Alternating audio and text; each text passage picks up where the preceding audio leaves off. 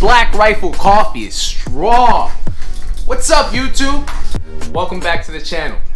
I'm Miguel Malenciano, and this is Evolution Angler Bassin. Welcome to another What's in the Box. You have officially made it. And today we have a Spro takeover. Now, we're going to be featuring some new ICAST items from Spro, and I'm not gonna lie, I'm sort of starting to head down that Spro rabbit hole. So when I dive into something, I like to do it head first. So we're gonna be exploring some lures that I haven't toyed around with yet, and you know, some of Spro's versions of your more classic lures like popper. I'm not gonna lie, I've been fishing some of these items and I'm pretty impressed. Like I said, you know, Team Spro is not a bad team, and right now, you know, I'm having fun exploring everything they have. So let's just jump right into the action. Alright, so first up we're gonna have Spin John 80, and this is the spy bait by Spro. Take it out of the box. So this lure comes in 8 different colors. This specific color right here is their real goby pattern. It really looks like baby bass to me, but it's got your specks of, I don't know what to call that. You know, from a certain angle it looks like red, from another angle it looks a little violet, sort of. Either way, it's an interesting mix. This whole lure is an interesting deal in itself. This specific lure, this specific spy bait was designed by pro angler John Cruz. Shout out to John Cruz, keep doing your thing. So if you know what a spy bait does, you know, it's meant to cast out there, and no matter what, no matter how much you let it fall, it's still gonna come back to you at an angled retrieve. So you've done a little bit of toying around with how you retrieve this lure, or rather to maximize the potential of when you're retrieving this lure. And let me begin by saying they did incorporate swivels into this front line tie and into the back hook hang and into the back, oh wow, and it does have a swivel here in the back hook hanger. So what that's gonna do is, on the part where you're letting the bait fall, it's gonna give it that tight rocking motion on the way down. In person, looks like this lure is getting jiggy with it. Just most of my bites actually came on that.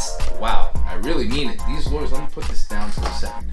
Most of my bites actually did come on the pause where that bait starts to rock back and forth. And then also that swivel in the back will help in impeding a fish in throwing your lure, because remember, now you have rotation. It's not going to have a point to anchor down and fling that lure when it comes up jumping. So you know, that helps in your landing ratio. And one cool feature that I thought that they added to this lure is, you can't really see it there, but right underneath it does have a chin.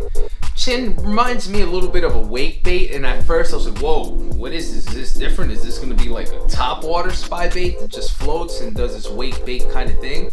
But no, what this little chin does, this little lip if you will, that is going to cause more resistance in the water, causing it to rock, but not on the fall, this time on the actual retrieve. So you're always going to be in the game rocking no matter what, whether you're falling or whether you're cruising up forward. And also, don't get it confused. Just because this is a tiny lure, has tiny blades, you may not notice it right away, but these blades, they're working against each other. It's throwing off, I wouldn't say an endless amount of vibration, but trust me, this is the kind of lure that you're going to want to fish, again, clear bodies of water, pressured bodies of water, when the bite shut down. You know, it just has enough drawing power to get the fish on the lure and to get the fish in the boat. If I really had to categorize this lure in either side, power, finesse, I truly be right down the middle, because it does have not the same motion as a chatterbait, but very similar to that, to like what the stealth blade does. It's gonna throw out vibration, but it's gonna be something that you can bring to a clear or crystal clear water fishery, something where usually a lot of vibration would impede you in catching the fish, but this time it's just enough to entice you. It's not over the top at all. Alright, what gear to use on this Spin John 80 by Spro? So I'm gonna recommend a medium, preferably a medium light, because we're talking about small little light lure here.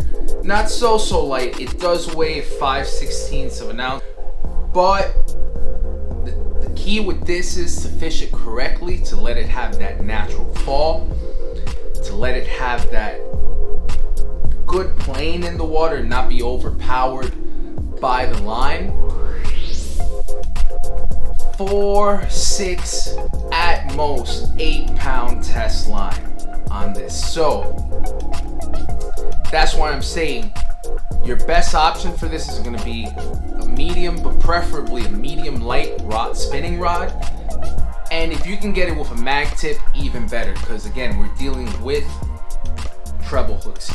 So I did forget to mention, while we're talking about hooks, this lure does sink, and it does come with 2 by Gamakatsu G-Finesse treble hooks. So, you know, good choice by Spro in going with the G-Finesse there. Definitely a good upgrade on the lure. Like I said before, 4 to 6 pound. Really, that's where you want to stay. If you're fishing super pressured bodies of water, then, or where there's smallmouth, then stick to that 4-pound test. But still, 6 is going to do your job for you pretty much in 80% of these bodies of water that I'm describing to you. If you have a little bit dirtier water, a little bit more weeds, you may have to rip this lure out of certain situations, then bump up to 8. And you know, I'll very rarely say this, but for this setup, you can accompany it by main line braid, and I would say 10, 12 pounds at most. But really for this, just stick to the straight up fluorocarbon. That's just my personal experience, my personal preference. If you were to ask me, just straight up fluoro for this. Where and how? Again, you know, this is a deal specifically pretty much tailor-made for, like I said, clear or pressured bodies of water. Bodies of water where there's a ton of boats out. Apart from that, that's the obvious. Apart from that, I'm going to say that this lure is going to be most effective during the fall feed period of the year. And I say that because just the overall size of it, it does have stealthiness to it, but it's still calling out attention. You're obviously mimicking a bait fish here. Though I was catching a ton of bluegill on this, that was what led me to believe that right now, you know, I should put this down for a little while. In a couple of weeks would be optimal for me to pick this up when that fall binge starts. And that's exactly what I'm going to opt to do with this. But in the meantime, it was fun catching a bunch of bluegill, a bunch of crappie. You know, yeah, just getting to know the lure. Alright, so moving on. You're going to want to fish this, or I prefer to fish this anyway, a little bit deeper touch of water. And by a little bit deeper, I mean 10 to 15, maybe more, 16, 17 feet deep. Or whatever deep is relative to your bodies of water, where you're not going to get snagged up in the weeds. Remember, you're going to want to fish this tossing out long casts. You let it fall. You're going to want to experiment first. See where the fish are in the water column, where they're biting. Once you key in on that, you let it fall, and no matter what, this is going to pendulum back to you. So it's going to fall a little bit more. That's what I mean by when I say you're going to want to start out in intermediate to deep waters fishing this. What to look for? If you have electronics, because we don't have natural eyes under the water, so you're going to want to stick to your electronics. Look for hard bottom, creek channels, brush piles, even your deeper grass beds where you can work this over those grass beds. But you know, the usual scenes where your bass might be just laying in ambush waiting for a fish. I would not be afraid to fish this in the middle of the day or when, you know, the bite is off. Again, this is both power finesse, but I would say it leans a little bit more towards finesse. And yeah, apart from that, again, that fall fetus coming up, I definitely would invest in a Spin John 80 by Spro. Alright, so moving things right along, we're going to go from the Spin John 80 to the ePop 80. And this is part of Spro's Essential Series. This is going to be their top water popper. Let me tell you a little bit about this lure. So, there it is there.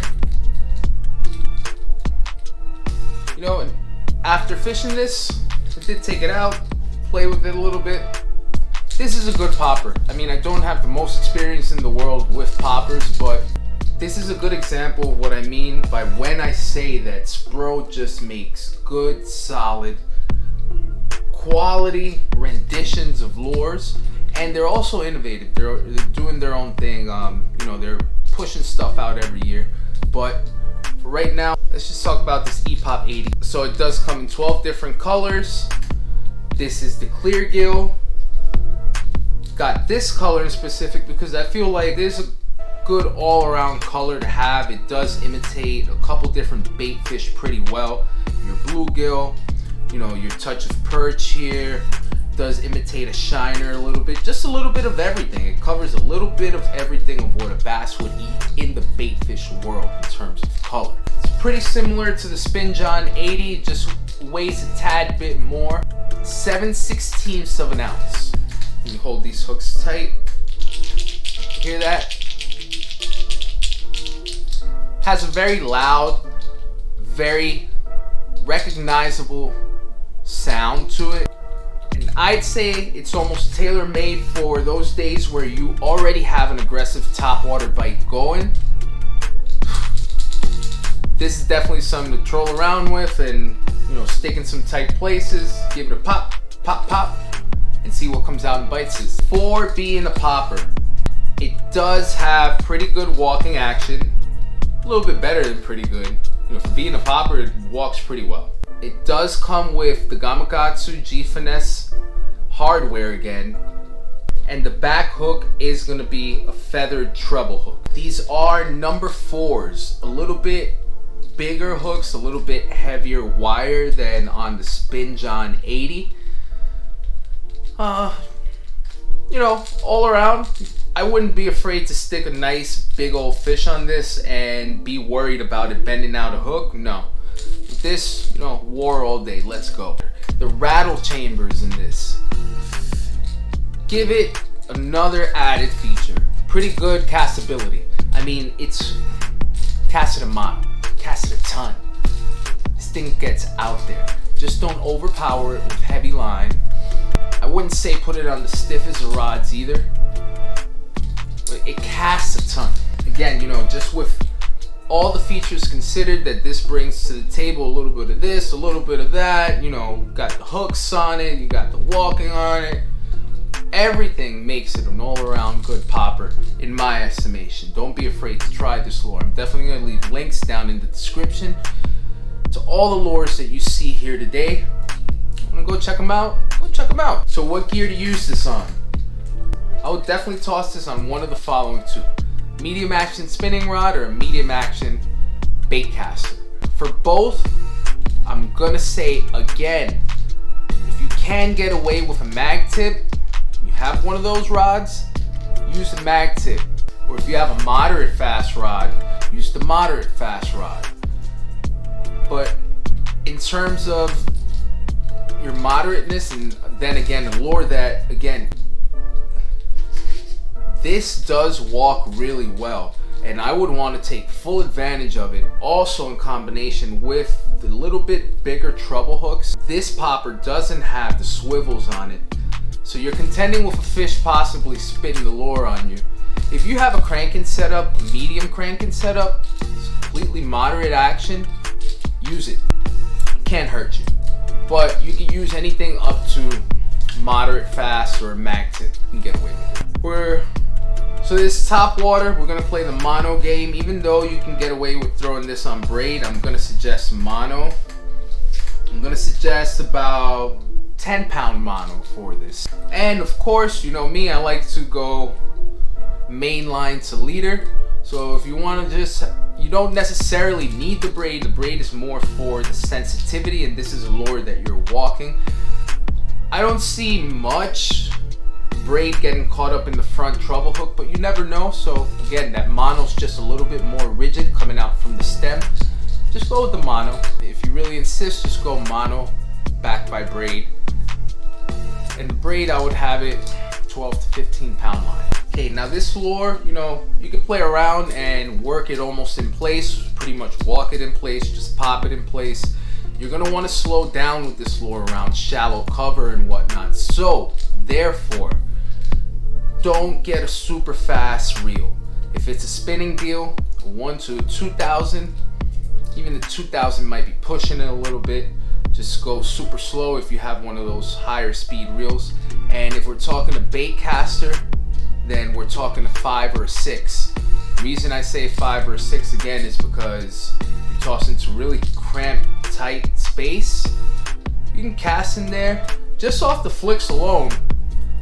You know, you can play with the lure and not have it move much, but if you do need to throw some real action into it, it's not gonna wind up as fast. You're gonna want to keep this in the strike zone as fast, as long. I do this like every episode now. You're gonna want to keep the lure in the strike zone as long as possible. Again, I just told you, you know, where to fish this. I'd stick shallow. You can fish this deep though. Just find the right set of pads. Whew. The right angle. You cast along those pads, right in the edges. Be in for a little bit of a fun time if you do that just right. But first and foremost, going to direct you shallow with this lure. And we're talking laydowns, running along the banks. Anywhere where there's undercut banks, and you may know of that already. If you got about 5 feet of water and you're heading in the back of a cove and you got a little bit of grass coming up, or a little bit of room to work with over that grass, that's your deal right there. Low light conditions, super early in the morning, late at day. Unless it's a top water day, you always want to check around midday, because that's the best indicator if you're going to have a good top water bite, because they will bite that top water at midday if it is going to be a good top water day. So around those times, anytime there's low light conditions. But in this specific color, again, I got a well-rounded color that does a little bit of everything in a lot of different situations. I feel like I could play this not just in low light conditions, but in actual bright bluebird sunny sky days. So yeah, that is gonna do the bit on the ePop 80. Moving on. All right, now we are starting to get into ICAST territory. You guys know me, I'm a finesse guy. Primarily, I'm a worm guy at that. So as soon as I saw these, let me take it right out of the package for you. I definitely ordered one, and I mean, these were already flying off these shelves. On top of that, they only come in one color right now. So this is going to be the Spro 5-inch pintail stick. See that right there? That extreme motion on the end. What do they call it? Hyper. I want to say they're calling it like the hyper tail or hyper something. If I'm wrong, forgive me. It's just escaping me right now, but yeah, that's gonna be extreme in the water with the action. I mean, pretty obvious, you can fish this a couple different ways. It's a stick bait. You can do this shaky head, you can do this Texas. I really like this as a wacky rig. And we're gonna circle back to that in a second. Let's get to the specs. So black and blue. Let me stop right here, right off the bat. Right now, this is the only color they got going, black and blue. I mean, this could change at any moment. By the time you see this video, there could be 10, 15, 20 different colors out for this lure. But at the moment, right now, just after ICAST 2021, they got black and blue going, which is okay, because I like to fish dirty water as well. It does have this high quality Japanese plastic. It's not going to be Elastic by any stretch of the imagination, but the feel feel, you'd have to put one in your hands to understand what I'm talking about. It's nice. It's a good plastic. It's a good feel. It does have Spro's amino acid bioscent. And I guess that's not telling you much, right? Until you give it a whiff. But to save you a little bit of time, a little bit of wonderment and anticipation, if you smelled Kitech before, not 100% the same, but my Mountain Man Bloodhound nose is telling me we're there, 75, 76, 77%. Very similar to Kitech. So yeah, this lure is designed, it does have the ribs coming down the entire body. It does have the ribs on the little hypertail here. And what this does, it displaces water if you're fishing as a Texas rig. But again, to me, the way it falls down, that flutter, primary flutter of the main stick bait, and then the secondary flutter of this little hypertail there, woo! I'm telling you, man, I'm telling you. So this does have great castability. You'll feel like Peyton Manning chucking it deep. But the skipability on this, listen, I'm telling you, this may be in the top 3 to 5 lures that I've ever skipped, just off the skipability of this one stick bait alone. And again, as a worm angler, this is indispensable to me because I like to fish a lot of heavy cover. I like to stick a lure way back there, and as you're probably seeing right now on the footage, you can see I was getting in some tight places. Look at how I'm just whacking that lure back there, whacking him in there, so whack, whack, whacking him, like I'm skipping a stone right into the same spots, like the hardest to reach spots. Off camera, I really pushed this to the max, seeing how deep and how dark places I could skip this into.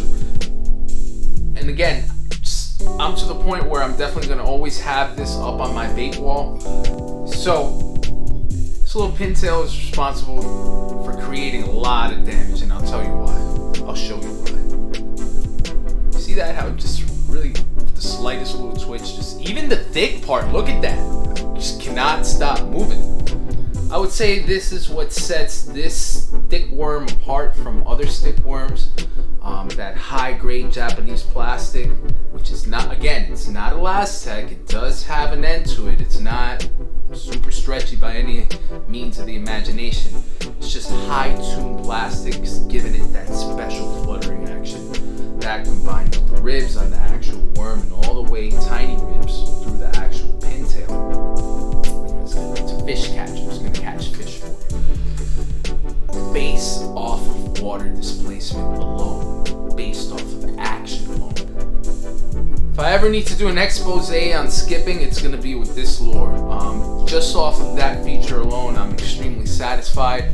The fact that I have a worm now, and I have other worms that I can skip really great, and again, I know that a worm is one of the better lures to skip with, but until you put this in your hands on a rod and you're skipping it back into Never Never Land, you won't truly understand what I'm trying to convey to you. It's just a great skipping lure. Okay, so the gear to use this on is a finesse presentation, but it does have a little weight to it, but nothing that a medium action, a fast medium action rod cannot handle, whether it be a spinning or a bait cast. In terms of line, I'm going to say 10 to 12 pounds, but I'm going to give you the option whether you want to go with fluorocarbon or you want to go with mono. Two different schools of thought here. In terms of fishing shallow, I'm going to say stick with mono. Mono just has that slower sink rate, and you can always back it with braid for that added sensitivity.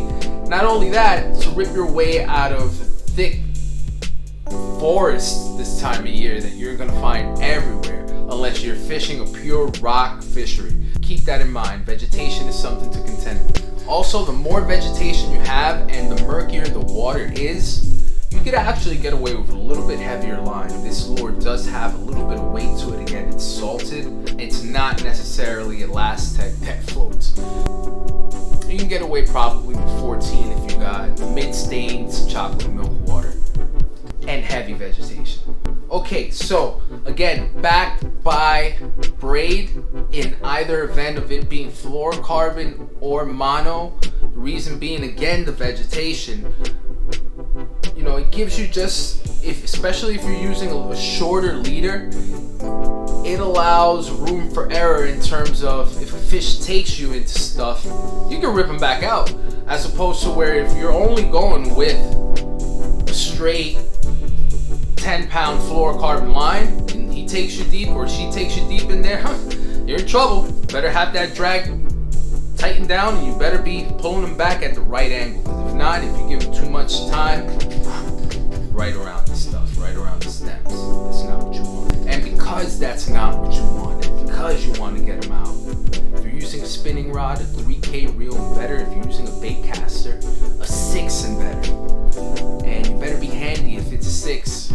I would say stay on the busier side rather than lazy, get them in. But if you have a 7, you can slow down a little bit.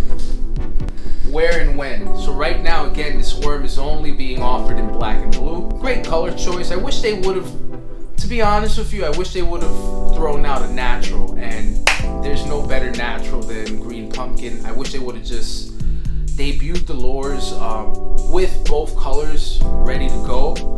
Just the classicalness of one and the dependability of that green pumpkin, and then also the black and blue, you know, 2 solid colors. But I can't complain, the black and blue is a solid color. So again, you know, stained chocolate milk water, preferably shallow. Whenever you have that stain or that real muddied up water, remember, fish, unfortunately, they don't have eyelids, and their animals depend on other senses from their body. Even though they can depend on other parts of their body to sense and feel and smell and whatnot, ultimately their vision is what they depend on the most. I would say along with the lateral lines. But whenever the water is like that, just muddied up, it's like if you were in a dark room and you couldn't see, what's the first thing you're gonna do? Start reaching, right?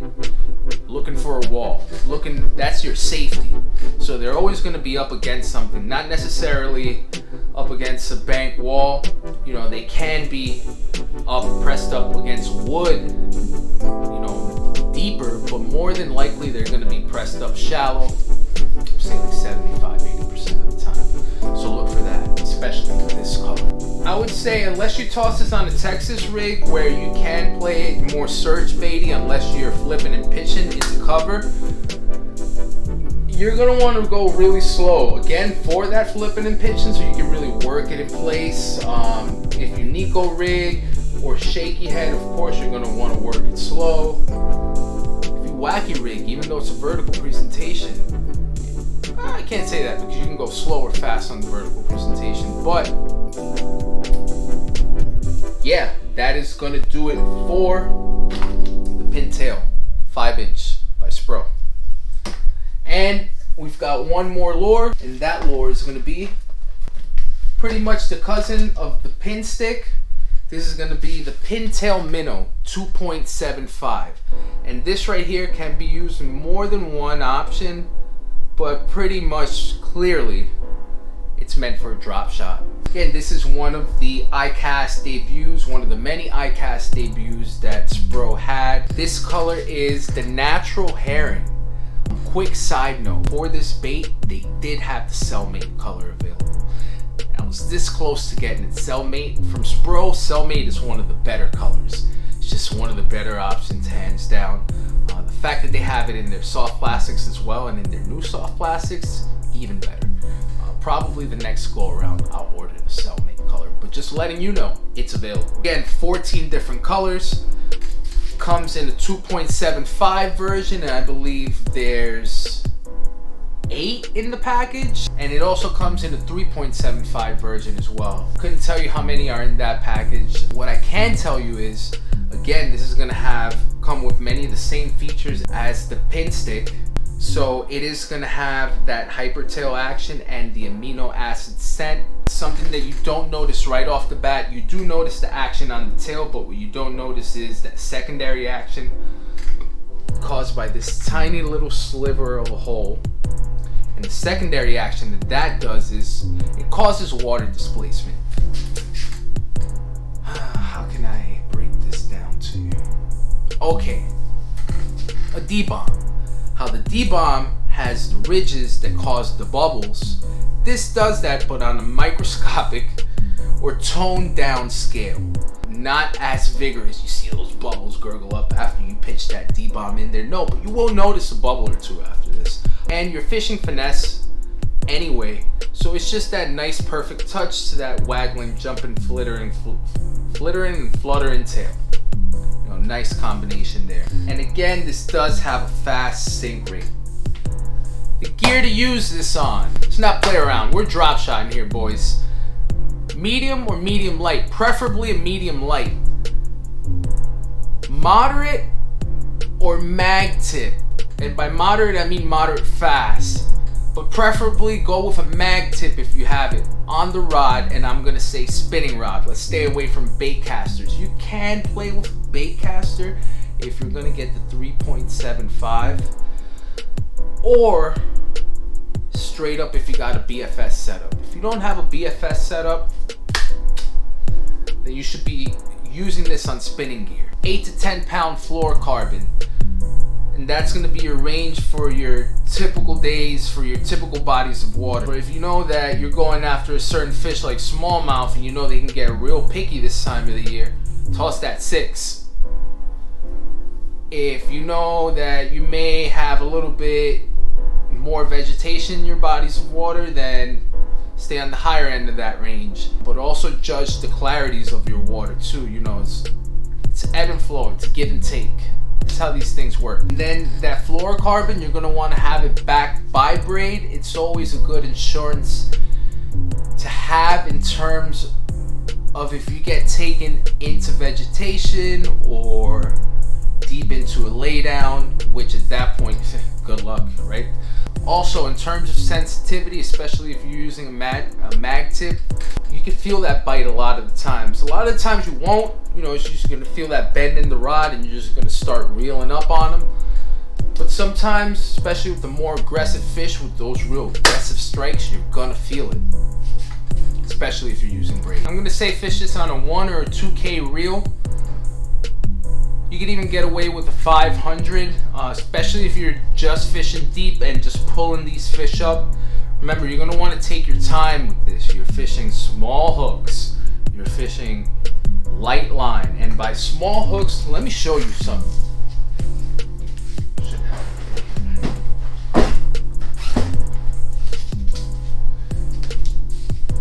So for the pintail minnow, the 2.75, for this right here, I was fishing drop shot.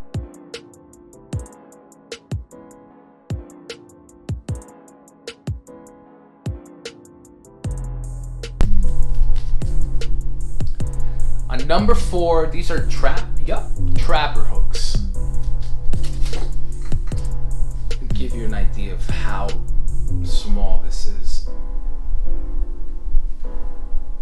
If you don't know what a number 4 is,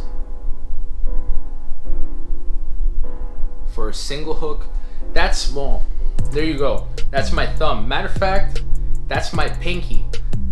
And we're talking, you know, fish don't discriminate. If you come across a 4 or 5 pounder that wants that bait, she's gonna take that bait. What are you gonna do? Just let her have it and run off?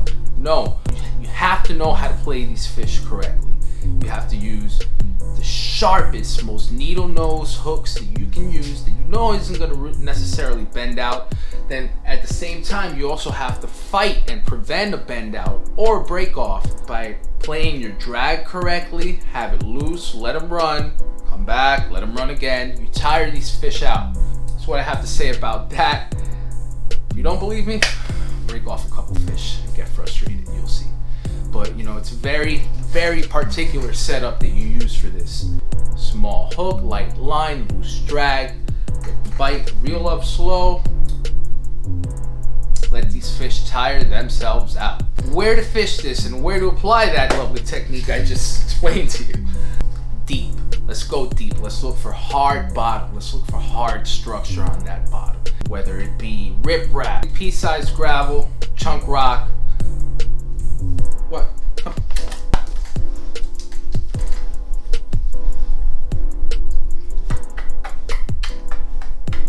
Go. I'm almost done. Go. Go, Lila. We'll go fishing in a bit. Sorry about that. But other than that, creek channel. If you can find that main creek channel in your body of water and you found it deep, fish that deep. Trust me, there's gonna be fish there.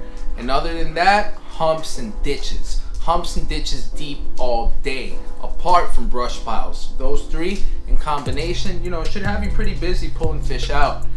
What I have here in my hands, it's a secondary option to rig it. So you have a skirtless Z-Man micro chatterbait. You can even go skirted if you want to. For this, just to highlight the lure, I'm gonna show you skirtless. I would use skirtless in situations where you have a bit calmer water, less ripple in the water, but there you go.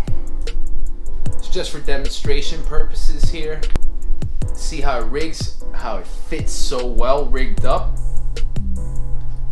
I'm telling you, and I've tried this a little bit already. I was curious to see how it fishes on a jig head.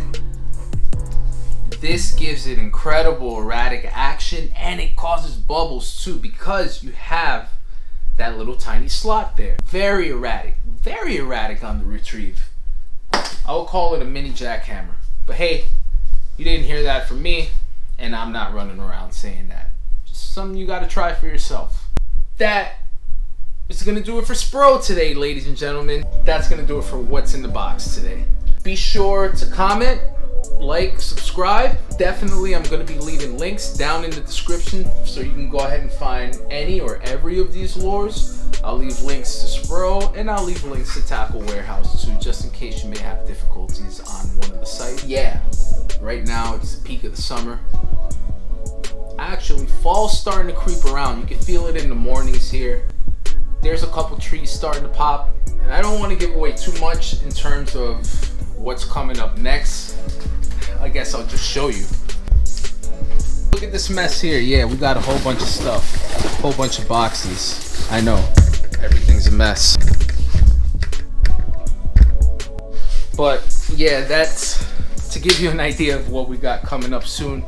A bunch of stuff. I've got boxes inside of boxes, sitting on top of boxes, laying around boxes. So definitely have a lot of work to do in terms of what's in the box. Unfortunately, the Anchor Wizard install is going to be delayed by a little bit, but for a fortunate reason. Great customer service over there, Yak Attack. I wish I would have gone directly to them the first time I ordered these, but unfortunately I did not. I learned one thing though. Those aren't the gear tracks to use. They're just a little bit too light duty, especially in some of the situations that I plan on putting the Anchor Wizards in. Some of them are sticky. Yeah, but just a little bit of a delay on that. We'll definitely have that episode out for you soon. For now, I'm gonna go take my dog fishing. It's been a while since I've been out. Thanks for watching. That's Spro. I'm Miguel Malenciano. She's Lila. Come here, Lila. Come here, Lila. Come here, Lila. Come here, Lila. Give me a kiss. This is Evolution Angler Bassin. Catch you next time.